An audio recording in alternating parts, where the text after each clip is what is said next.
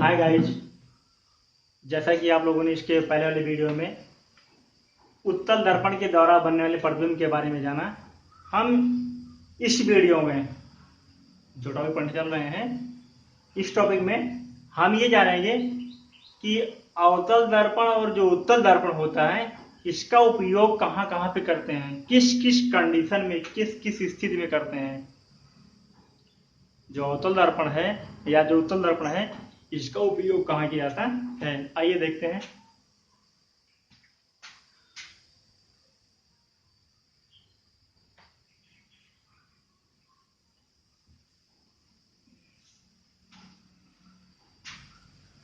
अवतल दर्पण का उपयोग।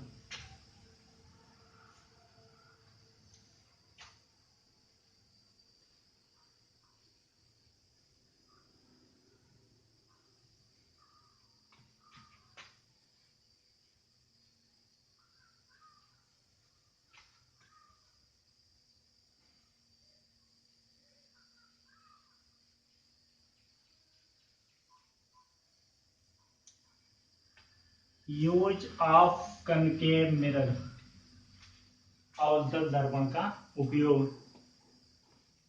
जैसे कि आपने इसके पहले वीडियो में उत्तल दर्पण, अवतल दर्पण, गोले दर्पण, ये सब के बारे में आपने अच्छे से जानकारी प्राप्त कर लिया है।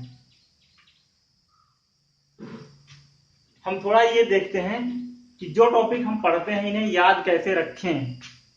जो हम वीडियो देखते हैं, लेक्चर सुनते हैं या फिर जो भी टॉपिक पढ़ते हैं इन्हें कैसे हम याद रखें।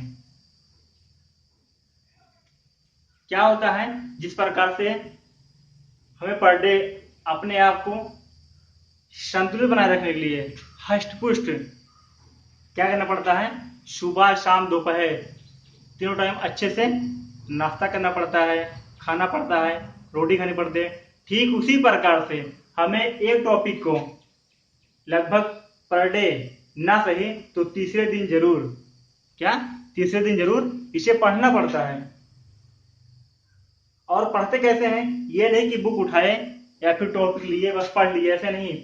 इसको एक बार ध्यानपूर्वक पढ़ते हैं, पढ़ने के बाद इसे फिर रफ करते हैं, लिखते हैं, प्रैक्टिस करते हैं। पहले जैसे कि आज आपने ये टॉपिक पढ़ा तो क्या करते हैं, आज से तुरंत इसको पढ़ें, ध्यान से देखें, उसके बाद अपने आप से नोटबुक में इसे लिखें, एक्सरसाइज करें, प्रैक्टिस करें। उसके बाद देखें कि क्या इसमें कमी रह गई, फिर से आप क्या करें, जो टॉपिक दिया गया, नोट दिया गया, उसे मिलाएं, जहां पे गलती है उसे पुनः रिपीट करें, फिर से करें। ऐसे कम से कम 2 बार 3 बार चेक करें तो आप देखेंगे कि ये पूरा का पूरा लेक्चर या पूरा का पूरा टॉपिक आपको तैयार हो जाएगा।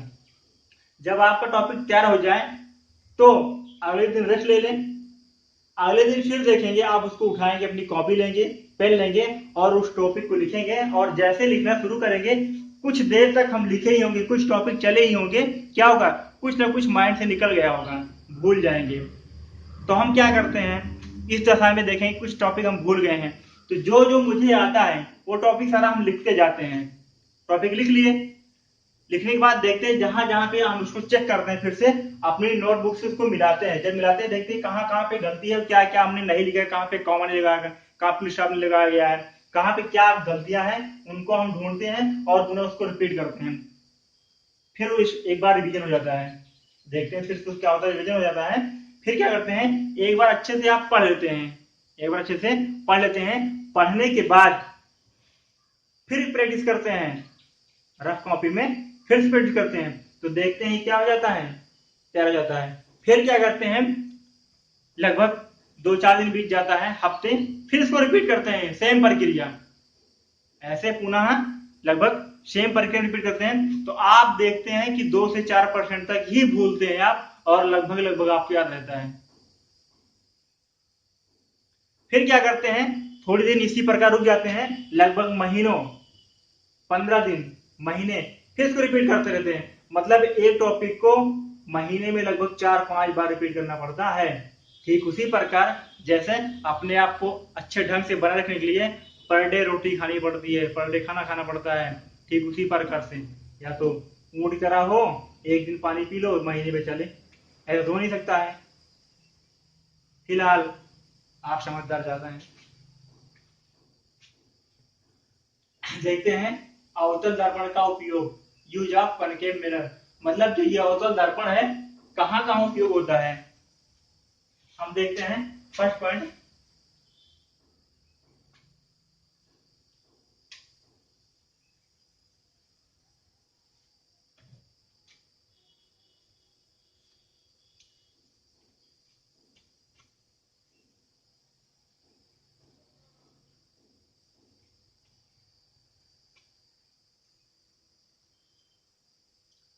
क्या अवतल दर्पण का उपयोग कहाँ किया जाता है, मेडिकल साइंस में। कहा, मेडिकल साइंस में, अर्थात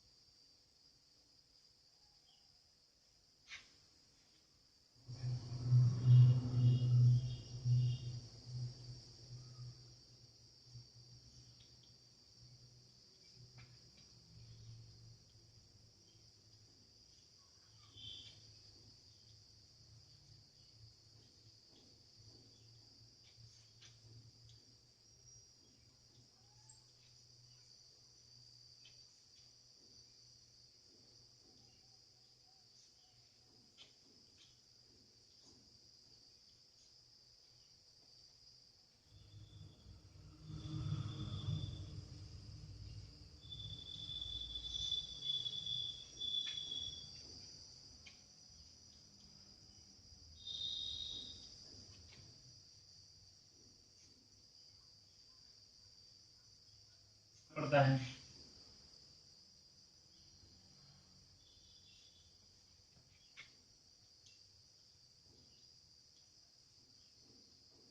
अर्थात हम लिख सकते हैं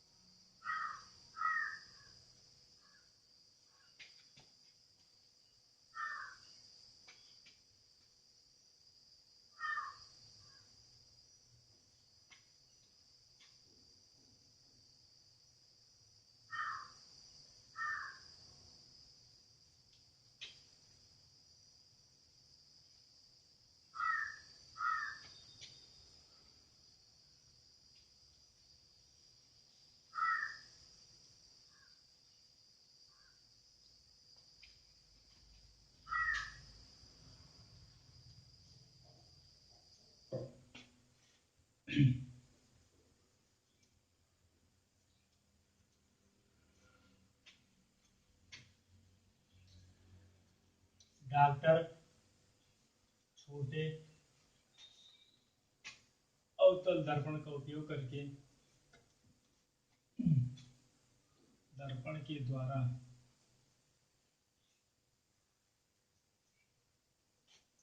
प्रकाश का परावर्तन करा करते हैं।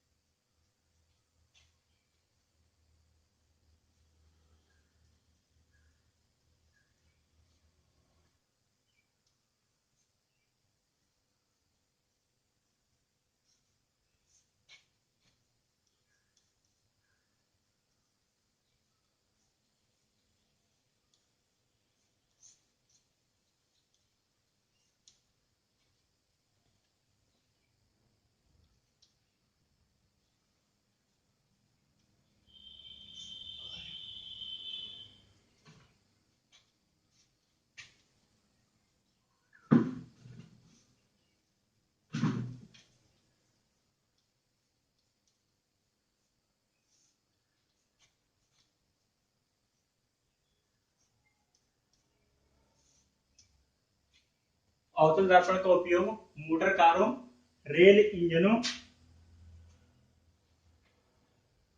व सर्च लाइटों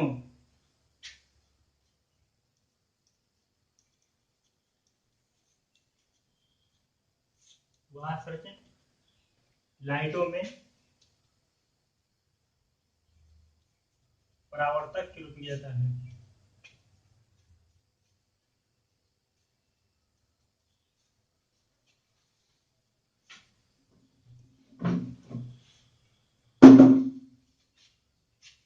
क्या आपने देखा कि जो अवतल दर्पण होता है उसका उपयोग किसमें, मोटर कार, रेल के इंजन में जो सर्च लाइट लगी होती हैं, इन सब में परावर्तक के रूप में किया जाता है।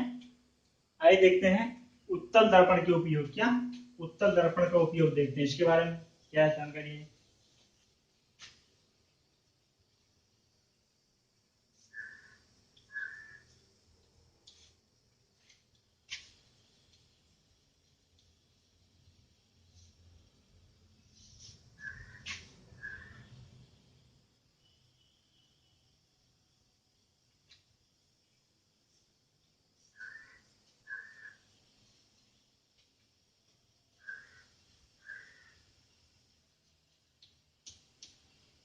क्या पढ़ने जा रहे हैं, यूज ऑफ कंडीशनर, उत्तल दर्पण का उपयोग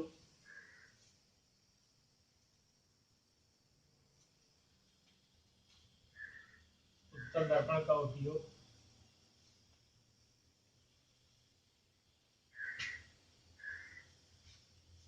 बड़ी वस्तुओं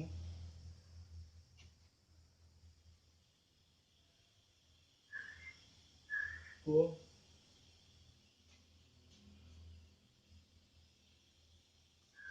कम स्थान में अथवा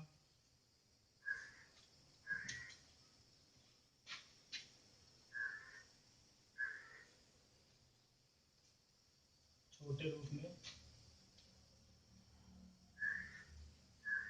देखने के लिए वाहन चालकों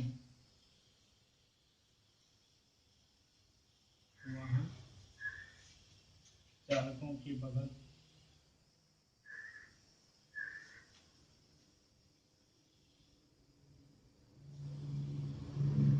वाहन में लगा देते हैं।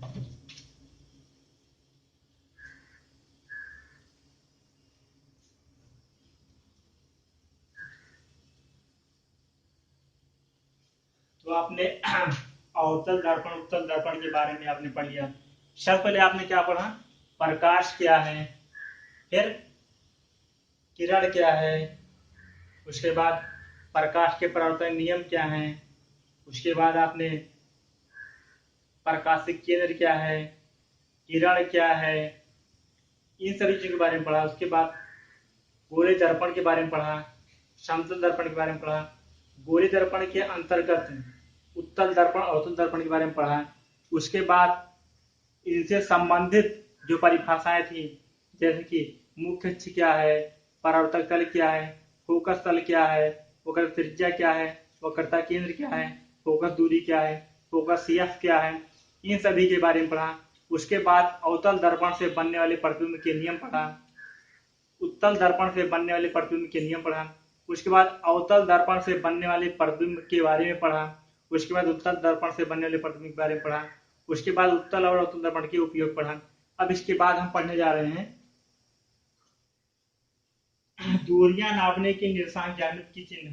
मतलब जो ये दूरियां होती हैं, जैसे ये उत्तल दर्पण है, ये इसके सामने जो वस्तु रखी है ये जो यहाँ पे इसका प्रतिबिंब बनता है, ये जहाँ पे इसका फोकस है वो, जो वक्रता केंद्र सी है वो, अर्थात जो भी चीज यहाँ पे है, इन सभी दूरियों को नापने के लिए जो चिन्ह लगाए जाते हैं उनके बारे में पढ़ने जा रहे हैं इसके अगले वीडियो में।